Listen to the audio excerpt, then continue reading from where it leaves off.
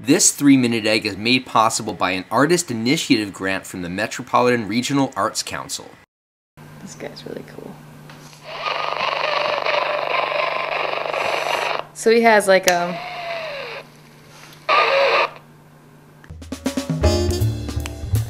Our deeper look into the creative process of visual artists begins today with emerging artist Asia Ward. The first in our 3-part series on Asia's work begins with a look back at the mechanized robotic sculptures she made coming out of college, and then take a glance forward at her current artistic direction on this 3-Minute Egg. I went to a thrift store and I found a bunch of stuffed animal fur, and I dipped it in this wax and then I sculpted it and made it into kind of like an animal shape. And that was really exciting to me. That's like the first time doing artwork. Like, I've always been interested in making artwork. It was the first time I really felt like I really want to do this all the time. What's interesting to me is trying to develop an animal that, for me, I imagine when I come up with its shapes, if it started out, you know, maybe 10,000 years ago, like how it evolved depending on its maybe environment or other type of, you know, predators and stuff like that. So I take these animals and I kind of evolve them.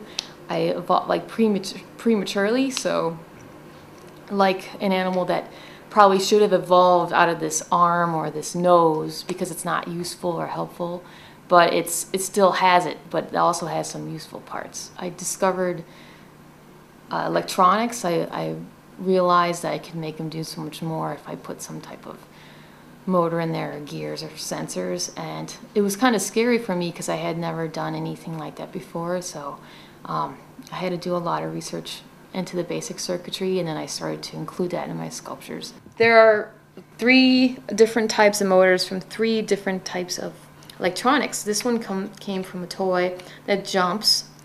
This one is actually a piece of house electronics that rotated something back and forth, so this part would rotate the eyes.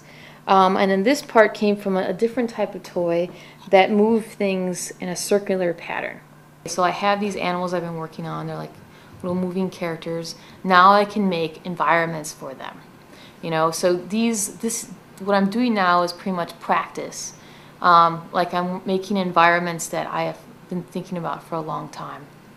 A lot of these environments are 3-dimensional representations, multiplanar, of different settings of dreams I have had. And most of them are, you know, the nightmares. And the scenes aren't supposed to be freaky like a haunted house. They're just supposed to be just landscapes, plain landscapes. It's like they come, they roll out to you, or they go in and out.